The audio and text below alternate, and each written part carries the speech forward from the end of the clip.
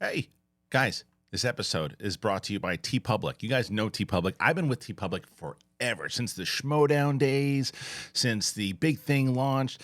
If you have a Sith Council shirt, if you have any of our shirts, you got them from TeePublic. From over the years, we've been working with TeePublic. When I went out on my own, they were one of the first calls that I made.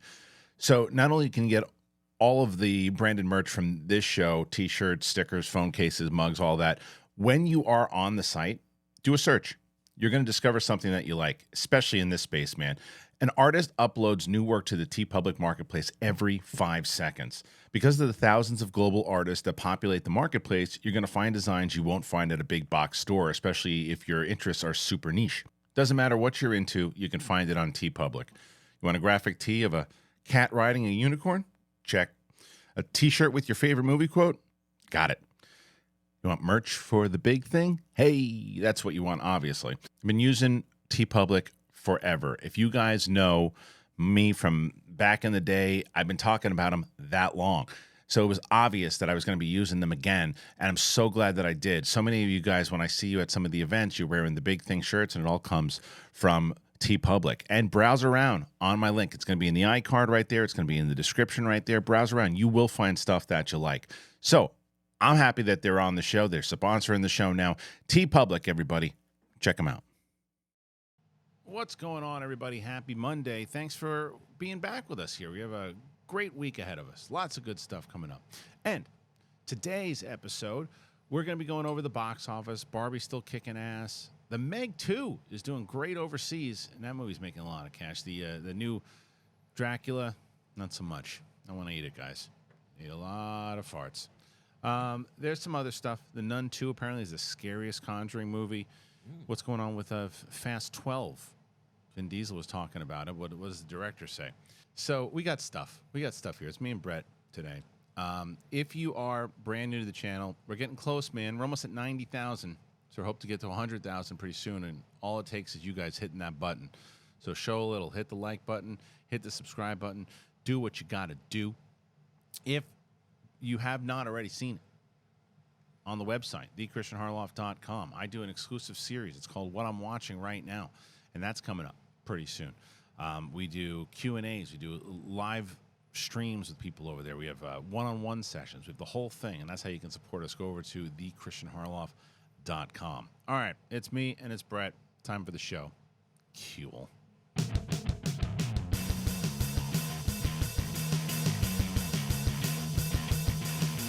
What's up, everybody? Welcome back. It's the big thing. It's myself, Kristian Harloff, and he's back. Like a well-oiled machine, man. This thing just runs. Just goes. Just goes. That's it. Welcome back. Never a hiccup. Welcome. Welcome here. Welcome back. Welcome here back. Everybody's asking where you were. I'm all over, man. I'm everywhere. You've been all over the place. Where did you go? Nebraska? I went to Nebraska. I went to Indianapolis to the Gen Con. What's that? Huge gaming board game convention. Massive, like 70,000 people. Kind of like same as Comic-Con. You know, just you go on the floor once, you go, okay, I've had enough. That's it. Yeah. You're over it. Oh, this is driving me nuts. I don't know why it's doing it. Say something now. There you go. Hey, baby. Yeah, people keep telling me, oh, the levels are low, and they're not wrong. I don't know what the hell happened. I don't know. Sometimes it just resets. Yeah. Stupid thing. Yeah. Equipment, right? So, yeah, that was the other thing, by the way. So, yesterday, for people who don't know, we have an Amazon list that we put up there in the beginning, and you guys helped out so much on this show. A lot of these lights and the things they did, the Amazon list, and we still have it. It's still active. I haven't really talked about it a lot, but it's still active. And so this weekend, some stuff showed up. We got it was Chris Hall sent in some stuff. Thank you to Chris. Hi, Chris. And it was what did he send? Because that's stuff that you actually put on the list. Because there was two things that showed up that weren't even on the list. Yeah, there was another one of these and a foam, because I think I was setting up to when we were going to have like one of the after party kind of things. Okay. I was trying to get more mics in here. And then there was these things to make the telephone. be able to work the little orange phone. Oh, right. Well, we can still do that. Yeah, still we do could put it over here and bang it out And we can actually get phone calls of people calling on in. that. Yeah, See, we can that actually might work for the best. We can put the phone over there. That's great. So thank you to Chris Hall. And if anybody, if you want to take a look at what we have on that list, you can. But that was very nice. It was a nice little. There's some Care Bear stuff for my daughter. And Did you put Care Bear stuff? no, she's always like, "Can you put this on your wish list?" I'm like, "No, that's not what it's for." work. Unbelievable. Speaking of my kids, told you this today. I gotta tell everybody this because I know people get a kick out of stories about my kids, but this one, man. So I have a little gangster, really, for a child. She's 5.5 years old. She's almost 6. She'll be 6 actually. She's not even 5.5. She's gonna be 6 next month. We took her to kindergarten today, Brett, and so she this morning she wakes up and she's like, "I'm going to school. I can't wait." So we dropped the 11, almost 12-year-old off at middle school, first day middle school. She's like, all right, takes her backpacks, a little nervous, but then goes in, does her thing. So we take the little one to kindergarten. My wife, we show up, we're waiting on the line, and she's already starts clinging on, right? She's like, she starts like, I don't know if I want to go. Mm-hmm. So they start bringing everybody in. Teacher's really sweet. They bring everybody in. And she's the last one, and she's just holding on to my wife. She's crying. She doesn't want to go. My wife's like, okay, you got to try to talk her into it. Says, I want to go home. I want to go home. Crying, really crying, like the break the heart type cry. No. So then, the best thing I've maybe ever seen in my life happened. All right, so my 6-year-old daughter, she's crying. She's holding my wife, and she just doesn't want to let go. She's locked in. And my wife pulls an audible and she goes like, Maisie, if you go in, I will give you 3 Ninjagos, which is a show she's watching, without a beat. My 6-year-old looks up and goes, 4. My wife goes, okay, fine, 4. She goes, and a lollipop. And a lollipop. Without any other word, Yep. She just turns around and walks into the classroom. And I was like, it's amazing. Like the negotiation, for sponsors and stuff, she's got to make the calls. Oh yeah, you need to have her start making those calls, For and real. it just shows how manipulative they are. Oh, for real. That because Liddy would do the same thing where she would just suddenly just stop. Like you're like, oh, so you were just working me. But I don't think she was just working though. It wasn't. It just when she heard that, it like she was legit, like didn't want to go, but she realized that the deal was too good to pass up. Yeah, you gotta cut that shit. Yeah, she realized. She said, look, if I can get 4 and a lollipop out of this thing, Yeah. all right, I'll suck it up. She was legit. It wasn't like she wasn't like planning out like where it was like I'm gonna cry just so I can get more TV. No. It was I'm not dumb enough to pass up this deal. Yeah, this yeah. is a good deal, And I can break this cry in a heartbeat for that deal. I can get over it. Like if I'm gonna get myself 4 Ninjagos. And that's about an hour. That's about 2 hours of television. I normally get about an hour or so, and I'm going to get a lollipop out of the deal. Yeah. Yeah. She just. I got to say, I'm a little proud of the kid. I think if I make my wife cry again, I'm going to offer 4 Ninjagos. You should, or for sex. Yeah. I'll give you 4 Ninjagos. 5. Okay. That's how it works. Ninjago is a powerful tool, man. Oh God, guys! It's a powerful tool. And it stands for Ninja Go. Yeah. Isn't that what you're supposed to say? You go like Ninja Go. Yep, that's true. That's what they say in most parts of the world. I That's might what we're going have to say some. to the aliens when they come down. I might have some. Does she play with the Ninjago too, or no? Do you really have some? I think so, yeah. Well, Vivi, my oldest, was really into it back in the day, and then she got the little one into it recently. Yeah, she's really into it. The Ninja. It's funny, that show. Yeah, it's funny. Oh yeah, it's a good show. I mean, it's that Lego stuff. It's right. It's in the same guys that do the movies and things. Yeah, for sure. I think that not the same. It's still got writers. that same It's got kind the same of feel. humor Yeah, and same feel. All right, we're gonna move into some topics, but I didn't even ask you. Where do you stand? You don't believe in any of this alien stuff. No, I'm actually bummed that I didn't. I've been so busy, I haven't caught any of this stuff because I was when you were talking about it, I was interested in checking all that out, and I'm not like.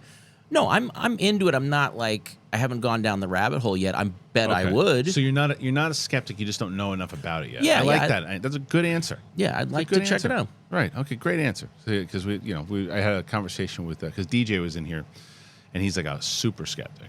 Yeah. And we talked because I watched his show that he did with Roxy, and he was just there's something about there's a certain type of skeptic, and I love DJ, but he is one of those type of skeptics that they don't watch everything, they just have that doubtful scowl on their face when it comes to the thing, and it adds to the stigma of it. But to his credit, when I talked to him afterwards, he's like, no, I'll watch it. I'll come in. I, as I said, I think being a skeptic is healthy. I think you should be. I would much rather have a conversation with someone who's watched everything, and is still a skeptic and still says, no. I'm like, well, how do you explain the O'Hare thing? And they go, well, in my opinion, I think the O'Hare thing is just not like, what's the O'Hare thing? Yeah.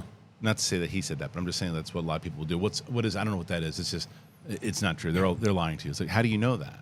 I mean, I know that they're lying to us, but how do you know that that the government is lying to us? How do you know that this guy who's out there testifying under oath, because he had PTSD one time, and that's how they're trying to discredit him? So That's you're gross. saying just blindly being against something without doing any research is a bad idea. That's interesting. That's interesting. It actually, the conversation came up just yesterday. We took my wife, her father out for his birthday, and like we were talking about aliens and stuff. And this was actually in the car ride. Because the car ride was interesting. What happened on the car ride? No, the kids had an interesting points. My in-laws had some points that I just don't want to bring About the aliens? Yeah. Oh, okay. What do they think it was? Let me guess. I bet you I guarantee it, because I think I know where your in-laws come from. They think it's a distraction from Hunter Biden. No, it's a distraction from the Lord, and they're demons.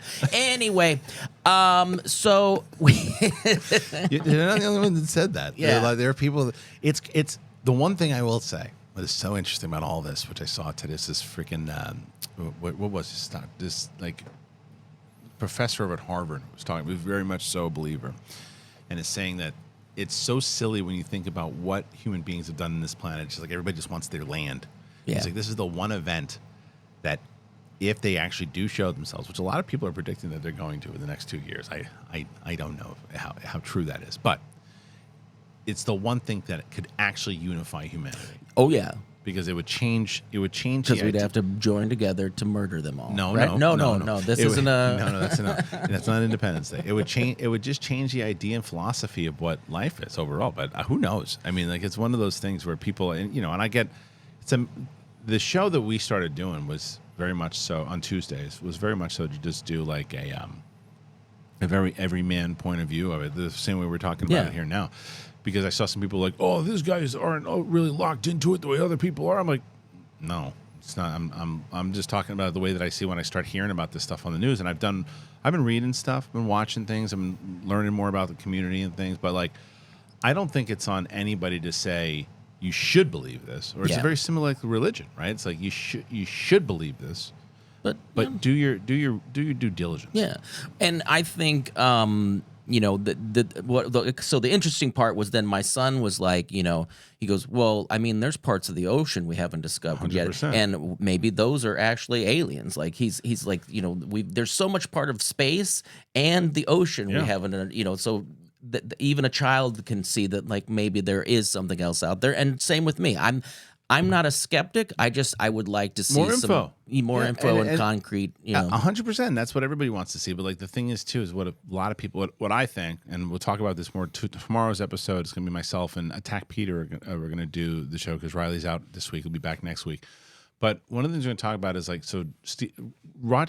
Stephen Greer is somebody who you can. And a lot of people think that. A lot of the things he says, it's just, nuts. And a lot of people think, wow, he's got really a main insight. We look at all the people he's worked with, whether it's Clinton, all these different people. Anyway, like him, Grush, a lot of the theories are that it's not space. It's the fact that it makes more sense with physics. It is more likely that they are coming from bending like time and like dimension-wise than it is. Because if you look at the technology, it would, from what Einstein says, it would be so hard to create technology that is able to go. It would just take you, I forget how many years in general it would take you just to travel from one spot to here in that time. So it makes way more sense in the quantum physics of it all, and how they would be able to forever how long it was, but it's a different conversation. I know people tune in on Mondays for a different conversation. Just real quick for the people that saying you're not as dialed in on that. Did your thumbnail did it say 2 experts on aliens? No, it didn't say that. Oh, you didn't claim to be. But I will be. I will be fair though too, because like I said, and I tell people this too, is that and everybody does this. You judge a 1 or 2 comments, and you say, well, that's what the whole majority of the comments on all of those shows have been very supportive, and there have been a lot of new people who come in who just want to have the conversation, like, because I don't talk down to anybody, whether they're skeptics or believers in it at all. And the ones that do and come in, it's like anything else. You just hide them from the channel. That was my favorite. I saw that. That wasn't on this. That was on one of our normal shows. Somebody said something, and I deleted the comment because it was like an insult. It wasn't like a criticism. It was an insult. And they came back and said, "Oh, I see you're limiting free speech here." And I hid that person from the channel. Because here's the difference, guys. And just so everybody knows this, if you're one of those people, no one is taking away free speech. If you go into a store and you start screaming whatever you want to in that person's store, that person can throw you out of the store. Yeah. And you can still start screaming the shit on the sidewalk. You can still scream all your free speech shit on the sidewalk, but you're not allowed to do it in the store if the store owner says, "Get the fuck out." Mm-hmm. So to those people, I kindly say, "Get the fuck out." Yeah. And that's all because it is. There's other, free speech is a right you have. There's also other rights that play into effect there. It's my store. That's one of your, you have a right to throw people out of your business. It's my store. Yeah. And it's like, if you come in and you say, I don't agree with your take on this because this and this, it's still, even if, and I'd never do this, I wouldn't throw anybody out. But even if I did, it'd be like, that's shitty. He doesn't let people talk about, like, if they don't agree with his opinion, they throw him out. And I agree, that would be shitty. But I don't do that. If you insult someone and you start yelling at someone and being, a jerk about your opinion, and I'm trying to promote positivity in this thing. And that's the other thing too. I don't know if I told you this. I've been going down the rabbit hole, man, of manifestation lately. Yeah, I like that. That conversation I had with you briefly the other day. I've been doing kind of the same thing myself, and also I've been writing down things that I'm what are the gratitude type things, like with my wife and my kids. But it's part of it, and that's the other thing that people don't realize when they say, like, "Oh, you're not just gonna be able to put out into the world that you want to do this and it's gonna happen." You're not wrong. It's not a magical thought that just comes out. It's process. It's a lifestyle. It's a matter of, and honestly, how dare you have positive outlooks? That's the thing.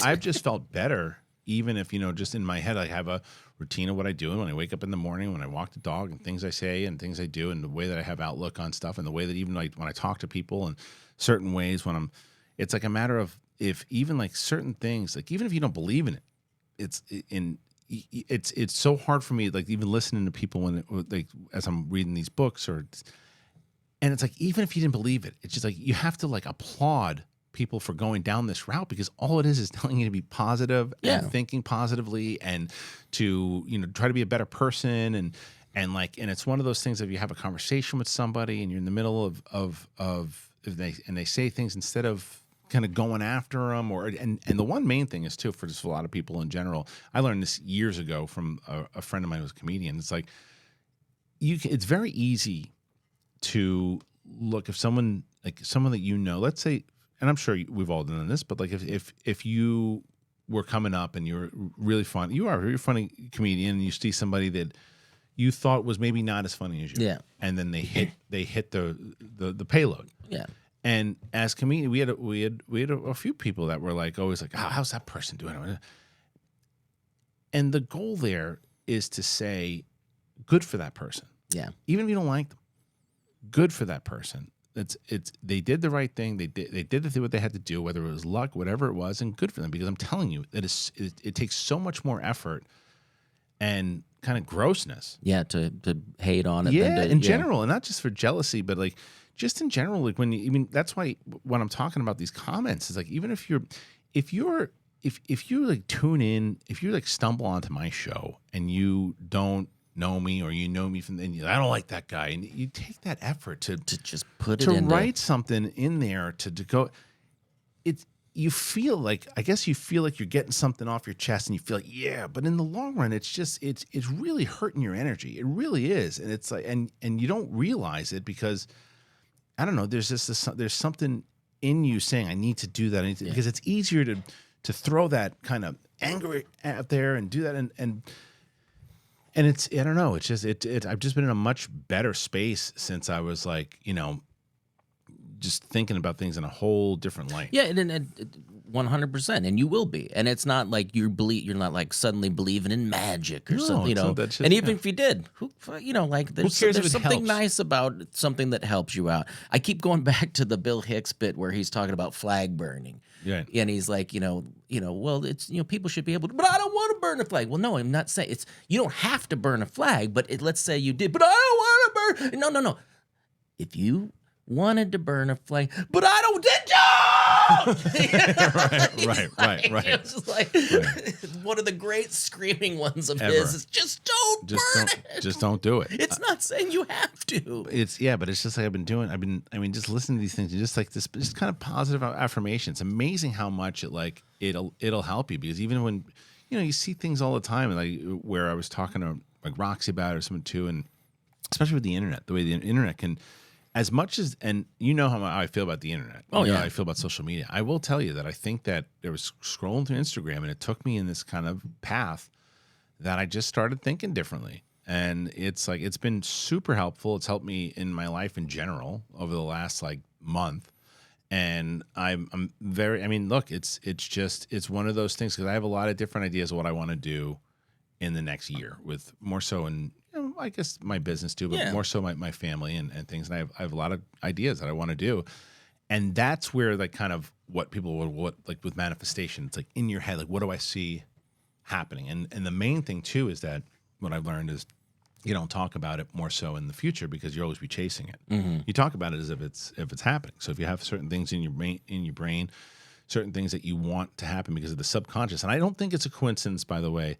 The other thing, when it comes to, and it's different with quantum physics and the quantum realm and things of that nature, but like when this happens, when we go to see Oppenheimer, and that they mentioned that Oppenheimer brings in the quantum physics to the States for the first time. Quantum physics and the rule of like time and space, all that, I'm fascinated by it. It's the one thing I wish I was smarter, right? Like I wish I actually, I can pay attention to some of the things, but I wish I got it. Mm-hmm. You know what I mean? Like I wish I got it, because I wouldn't be doing this. I'll be honest. If I really knew, I would be trying to figure out how to make a bomb. Jump with the aliens and figure out how to time jump with aliens. Yeah. But it's fascinating to me, but I don't think it's a coincidence when these things all like the different planes that potentially, and again, I'm not telling anybody you have to believe this or not. Like I was trying to figure out for myself, like, spiritually, like it's like I'm definitely not an atheist. Yeah. And I was raised Catholic, and bless everybody, no matter what your religion is, however you feel you get your faith. I'm not taking that away from you. I'm just saying that there was always something in my mind. I'm like, I know that, like we had this conversation, I guess, I don't know, probably about a year ago. And we talked about like, what do you think happens when you die? Yeah. You just think it's lights out. I don't think so.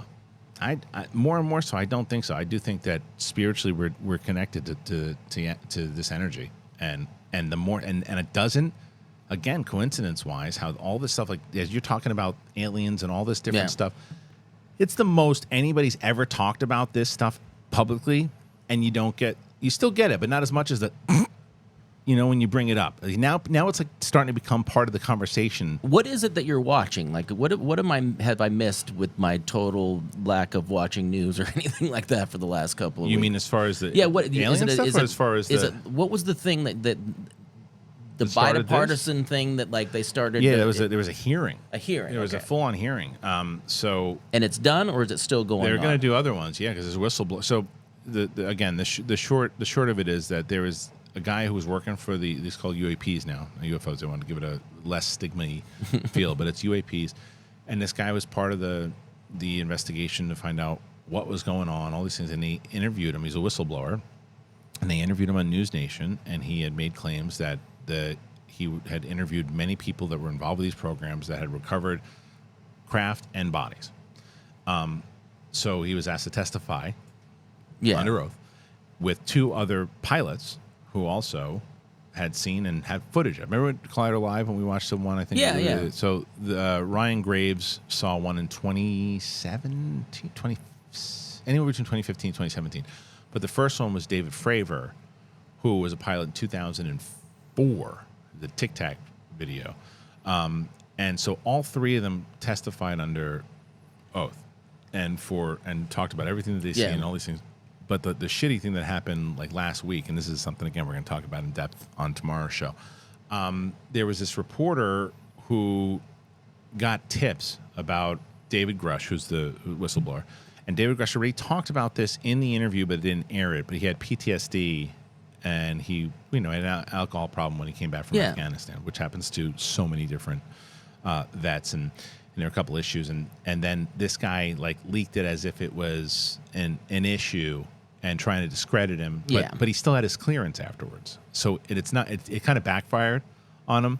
And the guy's like he's a full-on skeptic, and he's I saw him on his interview. I don't remember his name, but I saw his interview that he did with these and good on these 2 reporters that kind of went after him and were talking to him and asking him these questions, and he was fine. But he is a full-on Twitter, full-on kind of I don't want to use I was gonna. Again, see, show you where I was going to call him a name. Yeah. It was he's an asshat. There you go. No, but kind of on Twitter. He's a beautiful asshat. He's looking for it on Twitter. He's looking around people. He's looking around people up on Twitter, and he's not a good guy on Twitter. On his interview, he had answers, and it was nothing. I mean, look, he's a reporter. He's going, but they asked him straight up. They looked like it was a smear campaign, and he's like, I get that, but anyway, that's more. We reward, I believe we reward pot stirrers a lot more than we back, because there are a lot of very wealthy people that are just poking and trying to rile people up. It's all about entertainment too, man. It's all about entertainment. But either way, it just seems like it all makes sense to me in a certain way, and they're all like these whatever it might be, and whatever these types of certain. I don't say awakenings. Yeah. Like you get older, you start thinking about different things and different whatever you think the meanings are. And there are tons of different people. And this is the stuff that I did love. There are tons of people that are inside of the conversation about it who are very religious and have a very strong relationship with God and whatever their religion actually is and whoever they follow. And they stated it in a way where I say this, I believe in this. I think that honestly, this is the way. If you read this is what. And I don't necessarily agree with all these people, but they presented themselves in a respectable way because they have their beliefs. And I think beliefs are strong. Beliefs are important, no matter what it is. Because you look at some of these people that were in a place that I think there's a lot of things that religion does that is really bad, right? Really bad. And I think it caused a lot of wars and other things. But it also would be irresponsible to say that religion doesn't also cause. Very similar to what I was just talking about. Yeah. It causes a change of mind and a change of lifestyle, and it saves people's lives and everything too. To me, that's the good of religion. It's how you use it. I mean, at its roots, it is meant for good, and it is. And then there's certain people that maybe latch on to parts that they shouldn't, and forget about that. Be good to each other. Yeah. Love thy neighbor kind of stuff, and they spew some hate here and there. But it's tough because there's so much to it. But this is my only thing that I would say immediately I thought of about when you talked about like Christianity is there in the Bible. There's people that live to be like 900 years old in the Bible. If you believe that, then maybe you believe in aliens, or if you know somebody if someone came back from the dead, Right. I mean, there's a lot of magical mysticism that happened in the Bible. I know it is amazing what people will look at and say, like, nah, no way that there's absolutely no way that there are things flying around in space and we don't know about it. Yeah. But Noah and the Ark, that happened. Yeah, the whole Earth was flooded. Except for Rogan's bit is. Do you ever hear Rogan's bit on Noah? And I'm gonna murder it, but it's along the lines of where he was saying you're telling a kid is a special kid the story of Noah, and you tell him, well, for 40 days and 40 nights, Noah had all these animals, and listen, and he said, that 8-year-old kid will say, there's a lot of holes in that story. Yeah. And he's just like, how do they live if animals eat other animals? Yeah. It's like the whole thing. It's like a really long bit, but I remember seeing it when I was at the Comedy Store, and he did it, and yeah. But anyway, all right. Before we move on, we got some other stories to talk about, and we're going to get into them. But I also wanted to tell you guys, as you know, Green Chef. We have both Green Chef and Rocket Money, two sponsors that have been with us for a bit now. Because of you guys keep getting them, and they're back again. Let me tell you a little bit more about them right now. All right, guys, I've told you so many times about Rocket Money. I found Rocket Money a long time ago, and I started using them way before they were on a sponsor. I'll tell you that. Like, I found it because I had so many different subscriptions. I did that thing where, that seems like a cool app. And then, just join it for free. And then you join it for free, and then you're getting billed every month for the next however long and didn't realize where it comes. But what happens is they tell you what you're paying for, and they can basically tell you, stop doing that, no more of that, we'll cancel that for you. And they tell you everything. Because if those subscriptions, man, they can drain your wallet. And if you didn't know this, the average person has around 12 paid subscriptions, and they might not even remember subscribing to half of those. If you have no idea on how much you're spending each month, you really do need Rocket Money. It's a great, great app. It tracks all your expenses, and you know exactly where your money is going. Rocket Money is a personal finance app that finds and cancels your unwanted subscriptions. It monitors your spending, and it helps you lower your bills all in one place. So stop wasting money on things you don't use. Cancel your unwanted subscriptions and manage your money the easy way. Go to rocketmoney.com/thing. That is rocketmoney.com/thing. rocketmoney.com/thing. Green Chef. You guys know how much I love Green Chef. They are the #1 meal kit for eating clean. You can feel your best during the busy season with delicious, nutritionist-approved recipes featuring clean ingredients with no artificial colors, sweeteners, high fructose corn syrup, and limited added sugar and limited processed ingredients. You can choose from recipes featuring lean proteins like turkey, sockeye salmon, barramundi, tilapia, scallops, shrimp, the whole 9 yards, guys. It's the best. You can eat clean the easy way with recipes that help manage your weight and support your wellness goals without skipping on flavor. You really will feel your best. I love Green Chef. I've been using them for a while now.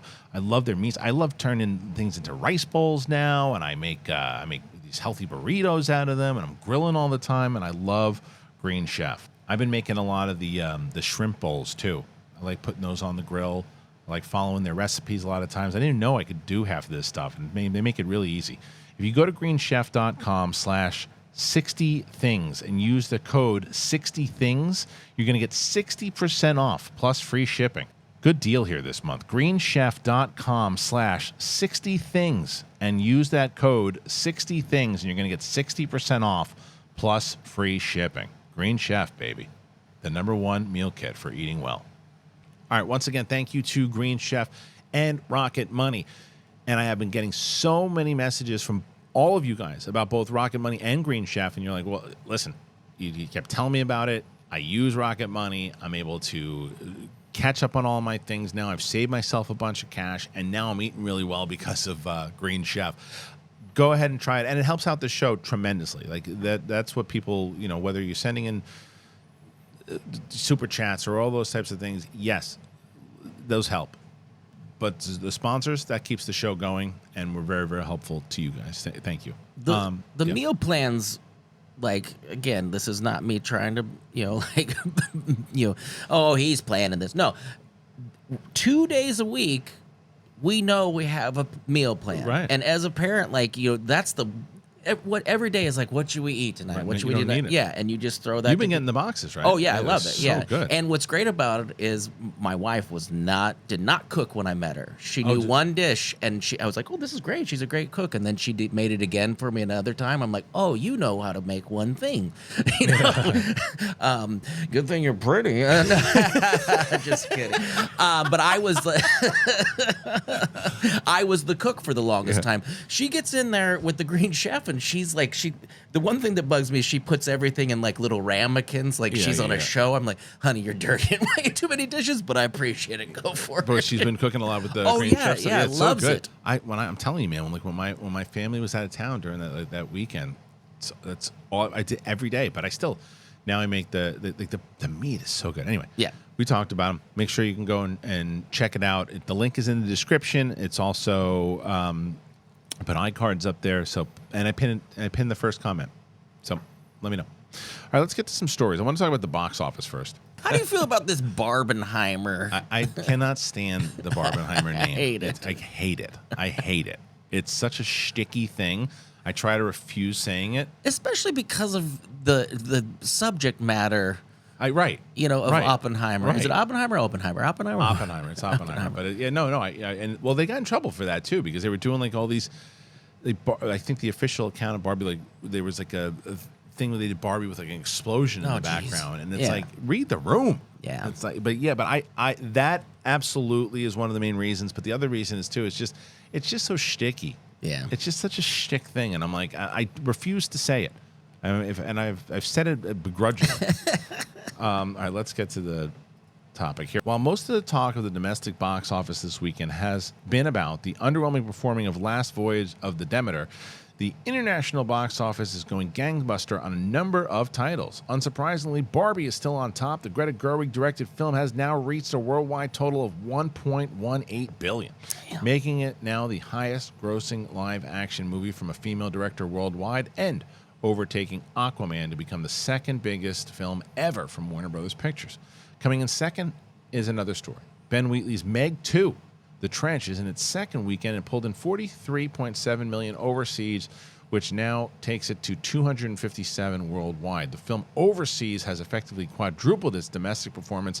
Much of that is fueled by China, where it has reached $90.2 million. Oppenheimer had a 43% drop in its fourth weekend with a further $32 million, and now it sits at $649 million worldwide. That's huge. It's Nolan's biggest film of all time in 50 markets. Christopher McQuarrie's Mission Impossible: Dead Reckoning Part 1 continues to chug along. It has reached $522 million globally through Sunday, now the 10th highest grossing film of the year. Blomkamp's Gran Turismo, based on a true story, I had no idea until 5 seconds ago that was directed by Neil Blomkamp, began its overseas rollout ahead of its domestic release in 2 weeks and managed $10.7 million across 30 markets. Critics' reviews are mixed. Audience reviews are strong and are hoping to build the audience interest. And finally, Teenage Mutant Ninja Turtles Mutant Mayhem film has reached 94 globally, with several major markets to release, staggering across the world. All right, I want to also see what the Detmer thing is. Hold on. Oh, I know what the movie is, but I want to see what I don't know what it is. It's the start of Dracula. Oh. Oh, I think I saw some people were like, "Oh, Dracula on a boat" or something, but Yeah. it's like, So it only made 65 million. 65 million? Yeah, right. it seems interesting to me. I mean, Hold on. This movie made 6 million, a little under 7, 6.5 Detmer on its first weekend. Yeah, it seemed interesting. I heard it was okay. yeah. But It's I like the concept. I mean, if you could do it right and have such a small space become I just don't this know. terrifying. Does it happen just on the boat? Is that what? I don't. I thought it was just I really don't know. I really don't know. I thought it was him just traveling over and then he gets here. Oh, I could be wrong. I have no idea. You might be right. I didn't even watch a trailer for it. Had no interest in it. Missed the screening. Let's talk about it, even though we don't know what it is. Yeah, we should. In great detail. But that was the other. So for anybody who ever, same thing, I really want to see those comments. When's the review for Last Detmer? Where's the review for Last Detmer? And I'll tell you. Your anti-Dracula agenda again. Dracula agenda. And I was like, I'm going to give you the same answer. I did not get a screening for it. And I wrote to the people and I said, hey, when's the screening for... And that was my favorite. Oh, you got privilege in order to get to a screening, huh? Yeah. Like, no. First of all, I this is what I do for my living, and if I get the reviews, I go and I see them. If I don't, it's hard for me to go on the weekends. If you worked in a candy store that gave you free candy all the time, would you go to another store and buy candy? No. Unless the only time I go, unless it's really special. and that is the only time I go is when I take like my kids. Yeah. If I go to it's like, okay, both my kids want to see it. I saw like Mario. I saw once at the screening, and then I took my kids to see it. I don't unless there's something I really, really wanted to see, and then I missed it, and I really wanted to see it. Then I'll go. But it's very hard for me to get to movies on the weekends, and it also happened. You know what I started doing over the weekend? I'll tell you, and this is going to come out bad, and I don't care. I've been working, because I got Gary Busey down. Yeah. Arnold have gotten down over the years, because you try to do it, you work on it, and hey, next thing you know, you can do something this formidable. But I was going through clips, and I had a little bit. I smoked a little bit over the weekend. And I was listening to my manifestation stuff. In the middle of it, I'm listening to the thing, and I tuned out. I'm like, I wonder if I can do a Jesse Ventura impression. As I'm doing, and I start doing, I don't know if I can do it. I was like, I'll try it. Brett, this is Jesse the Body Ventura. I can't do it right now, but I did it. I had one. I'm going to show you the one I sent to my buddy Steve, because it was the closest one I could get to. And I tried it, and I sent it to my buddy Steve Simone. And this is the one that I got. And you tell me what you think. You know Jesse's voice pretty well, right? All right, here. Hey, Steve, it's your old buddy, Jesse the Body Ventura. Yeah. I was in Rio de Janeiro last week, and it got me thinking about a time that I was there with both King Kong Bundy and Haystacks Calhoun. Haystacks thought that he would be the first one to bring up a soda machine there, but lo and behold, I had done it when I was 6 months old, still in my mother's womb. But I got that out. Yeah. And I was like, I like it. For the first time ever, I was proud. I mean, you listen to Will Sasso. Have you heard Will Sasso do? No. Dude, I'm going to play it. I bet Will Sasso's Jesse Ventura is the best. And then there's a wrestler that does it also. But Will Sasso's. When you're pulling that up, I'm going to tell a story. I went out and I supported, local theaters. Yeah. I went with a friend of mine when I was in Indianapolis. I met him at the theater. We walked in, and he's like, "I'm not sure what theater it's in. They weren't labeled or anything like that." I'm like, "Oh, isn't it on the ticket?" He goes, "Oh, I didn't buy tickets." That's great. There was nobody checking tickets. So it's perfect. So we had to peek in every room to see which one was the movie. Even better. Yeah, but I'm in your seat. Oh, I'm sorry. Right. We only get away with that one time. One time. This is from Chris Van Vliet's interview. Hold on. To me, I spend 6 months out of the year. Yeah, I'm down in the Baja. I'm not even here most of the time. I have somewhere north of 150 dogs, wild dogs. They all answer to me. They all understand that I'm the head honcho, their main hermano. So good. So good. Yeah, I think you gotta get nasally. You gotta get a little more nasally. Yeah. It's like it's in that Busey back of the realm. throat. Yeah, kinda, and when I had my headphones and I closed my eyes, I can get to it a little more. But it would take 50 some, wild dogs. Yeah, it would take more. It would take more work. But like it's really his is so good. Well, and characters where you get to just say outlandish things. That's why I love Busey. Yeah. Well, there was a time that I used to put on a space helmet. But I used to make it out of an old helmet that was made out of a cardboard and a bit of a Hot Wheel. One Hot Wheel. It was a friend of mine that I used to say, and the friend was an old doorknob. You just say whatever you want. Baja. Down in the Baja. It's really good stuff. Anyway, so when it comes to Barbie and all that, I mean, massive for the box office. I mean, really, that's big for the box insane. office. Yeah. And I think I don't know what the stats are, but my wife was saying like, oh my God, this is it was a first for a female director, right?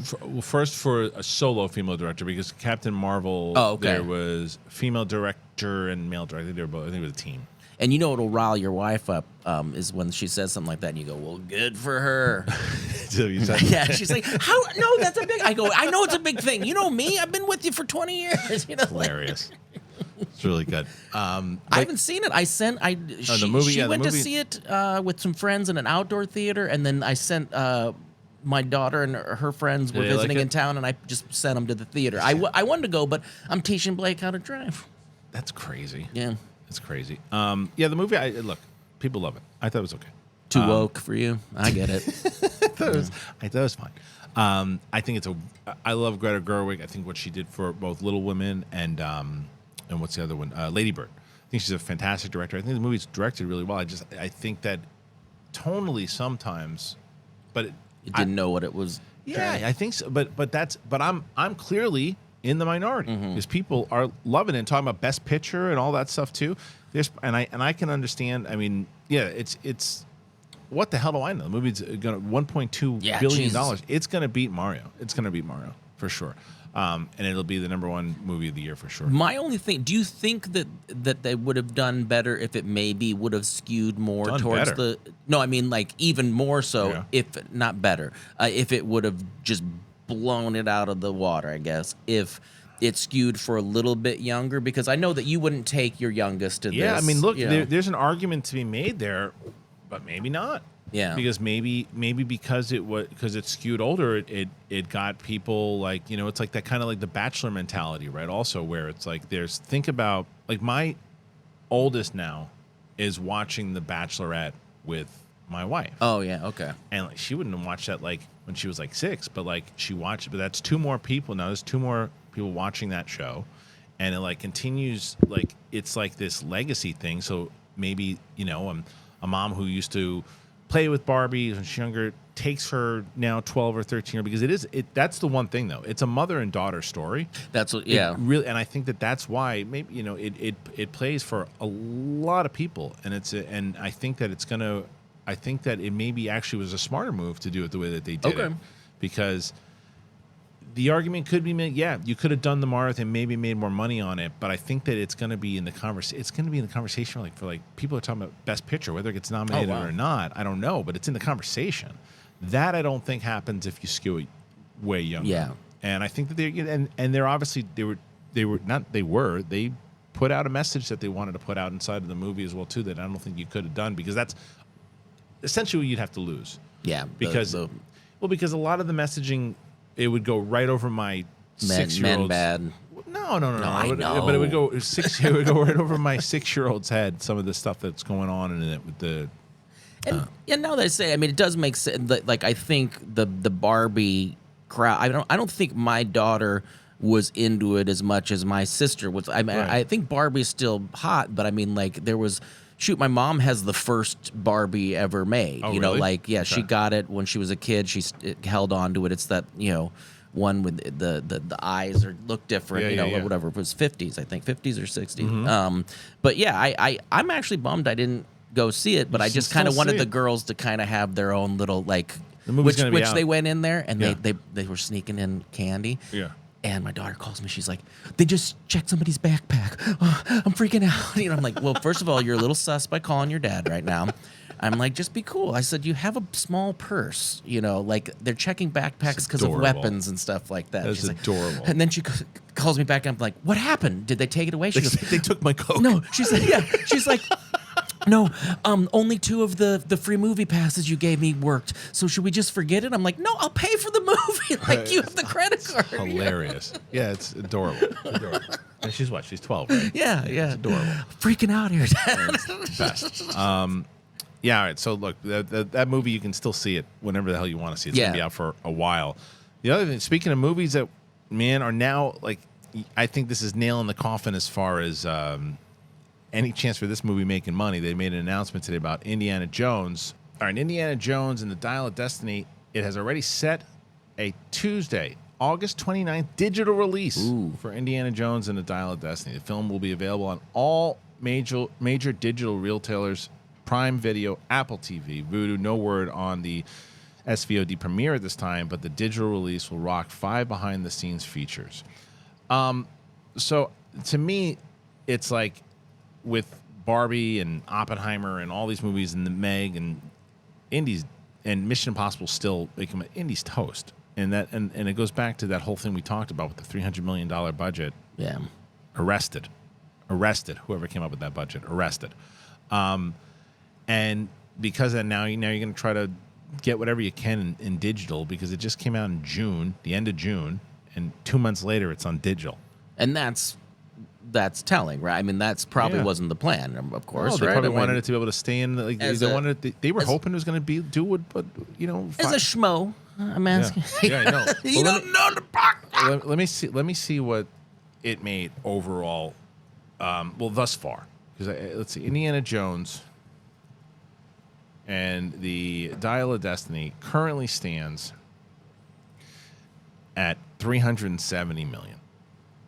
Now that's 172 domestic, 198 international, 370 worldwide, with a $300 million budget, not including marketing. Let's be generous and say marketing was $150 million.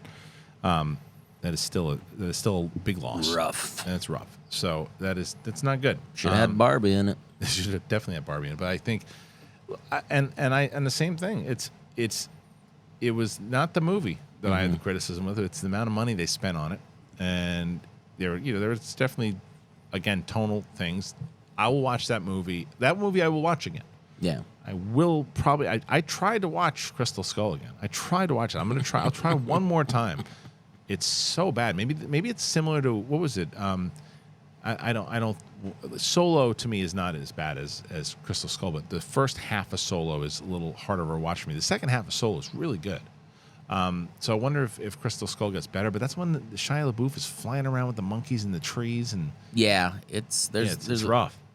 Going in between the jeeps that are it's rough. It's rough. Even when I watched it with my son, he was pretty young, and he was like, whatever. And it's not like the other films had amazing special effects or anything. You'd think you could see through somebody's heart being pulled out. Yeah, right. That just reminds me. So I showed Vivi Sebastian's stand-up not too long ago, the Chipotle thing, which is one of my favorite bits. You've seen it, right? Yeah.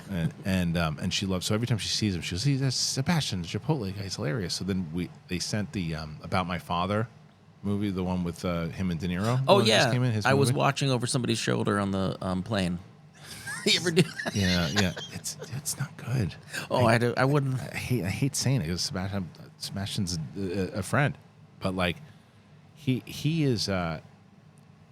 I just don't know why they chose that one for him, because he's so hilarious. Like, I would have loved to seen it, like, because he's playing, he's almost 50 years old.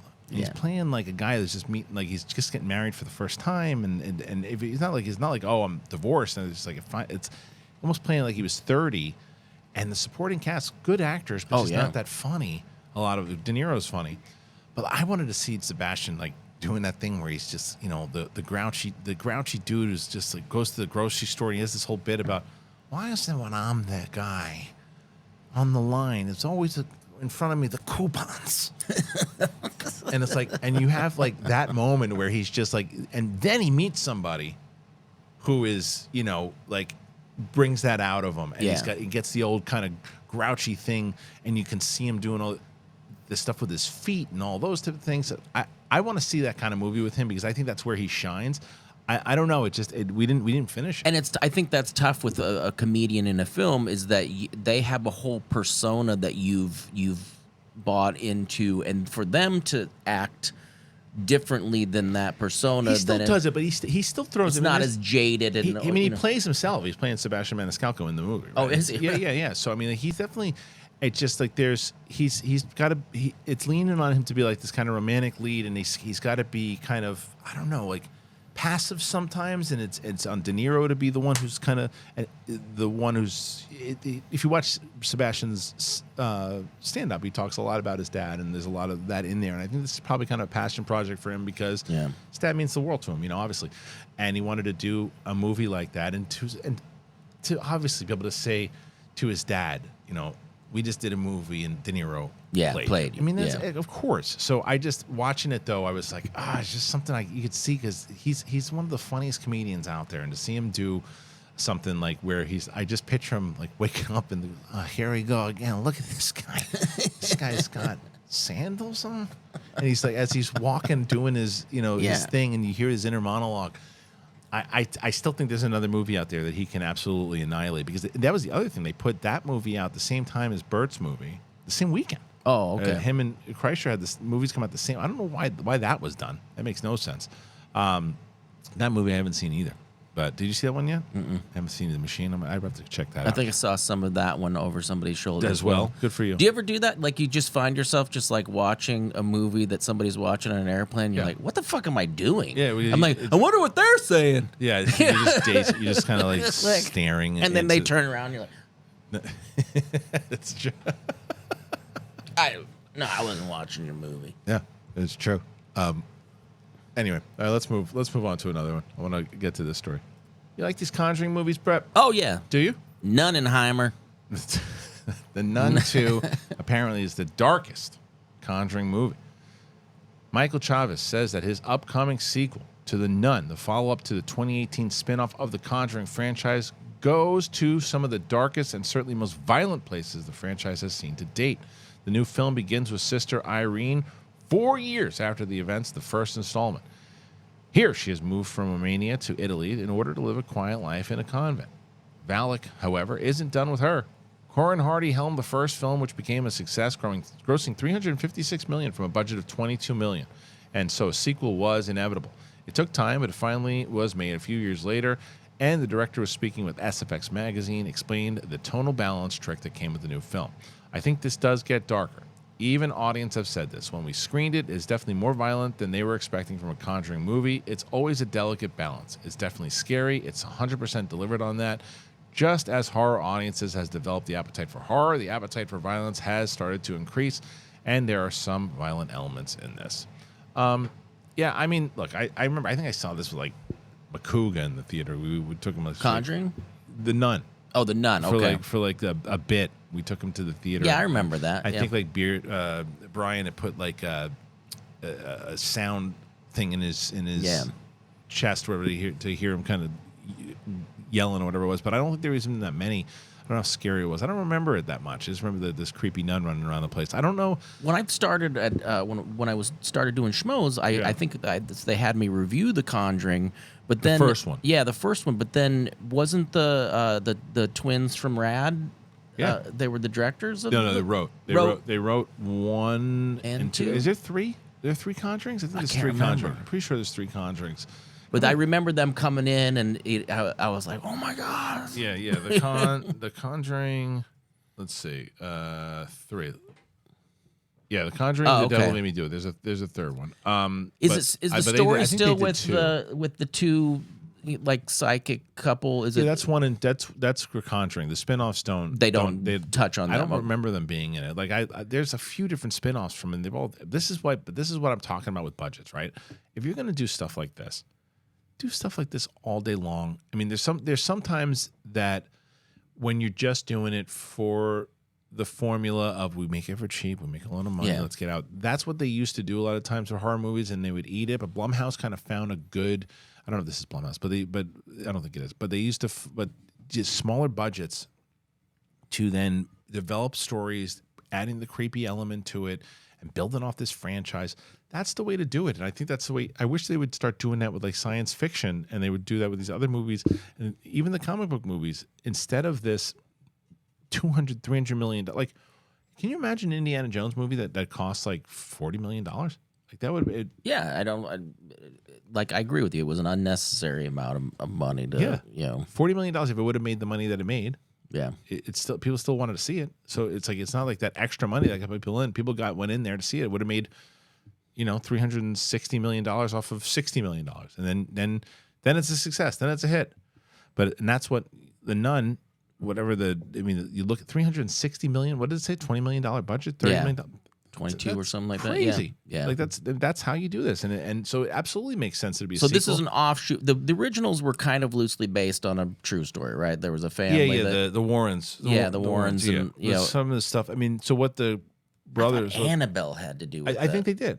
I think it does. So that was another part. That's what I mean. It's like there's so much money involved in all this. But like the Hayes brothers wrote Conjuring 1 and 2, and what they told, I think they wrote 2, but what they told us when they wrote these things was that all the investigation that they did of there's tons of stories that the Warrens had. And I think Annabelle and those other things were part of it. And then they go off and they make them movies. Yeah. And they throw the horror movie kind of tropes in The there. nun is creepy as hell. It's Just looking creepy at it. looking. It's creepy looking. I don't necessarily. Again, this is one of those ones that I'll get the screening to, and if I'm available, I'll see it. Yeah. Nobody really is like going, I can't wait to see what he says about the nun too, because they know that I'm going to go in going, like that. It doesn't sell me. He hates creepy nuns, but it doesn't sell me on. To horror, a lot of other horror fans, those quotes might have sold people. Yeah. To me, I'm like, I don't know, violence. To see violent nun. Okay, cool, whatever. I want to see good stories. You're like, I went to Catholic school. I see I see it all the time. Look at my knuckles. Anyway, what do you guys think? You guys want to see this? Do you like the idea of this more violent thing? I want to know what you think. Let me know. Brett, I think we're done. All right. Thanks for joining me here today. Where can what have you been spending more time on lately? I've been doing a lot on the other show, the Above Board TV. Yeah. On the YouTubes. Yeah, on the YouTubes. Okay. Yeah, check it out. Yeah, I think there's a couple of my sketches, but like there are other ones that are coming up soon. I shot a lot of stuff in Oklahoma City. I shot stuff in New York. I shot stuff in Indianapolis. So I mean, it's been pretty fun. Okay, good. And you're back on Wednesday. Yeah, back on Wednesday. All right, we'll see you on Wednesday. Well, I guess Thursday. Yeah. It's recording. Double deuce. Oh, you're doing Wednesday? You're doing both shows on Wednesday? Yeah, Great. yeah. All right, I told you. So I told you to make it up to you. All right. So Brett will be on Wednesday with Kalinowski, and then Thursday with just me and him. How you like those apples? Cool. Once again, if you are brand new to the channel and you've never been here before, go ahead, hit that button. Hit that subscribe. Show a little. Just announce. If you want to ask a question, you can do that as well. Streamlabs.com/the Schmodown. Drop a question. It can be answered on the next episode. And we do have one question. Let me get to it right now. All right, we got one today. Mike Joyce, who asks, are you still planning on building up the live stream channel when the strike is over? Roxy Hour, Improv with Steph, Koi's Comic Corner, Tool Time with Brett. All great questions, Mike. So right now, I've mentioned it. I can't go into too much detail. I've mentioned in a few different things that my show plus a lot of other shows kind of got screwed by a particular place where we were owed some cashish, didn't get it, and had to kind of move on to other things. And it was just the whole thing. So in order to kind of catch up and do those things, we've been chugging along and doing things, but certain sacrifices and things had to be met. Now, I do a few things here, whether it's the show that I've been doing and the big thing and all these other things that I've been doing here, plus I'm producing Katie Sackhoff's show. So all my time and effort has gone there until we start really building up more to where we think. And the other thing is not a lot of people who are watching those shows. And that other channel, I've tried everything to try to get that channel back into the algorithm, everything. And I can't do it. So that channel it's a tough one. I put clips on there, but that's really about it. So no plans at the current moment. So thank you, Mike. I appreciate it, as always. Now make sure if you want to ask another question here, especially for the UAP stuff coming up, drop your questions into streamlabs.com/the Schmodown. All right, thanks again for the question. Make sure that if you want to have your question to be put on the next show, drop it in there. Let me know. And tomorrow is the UAP show. So if you want your questions answered, throw those in there now. Okay, for Brett Sheridan, I'm me. You're you.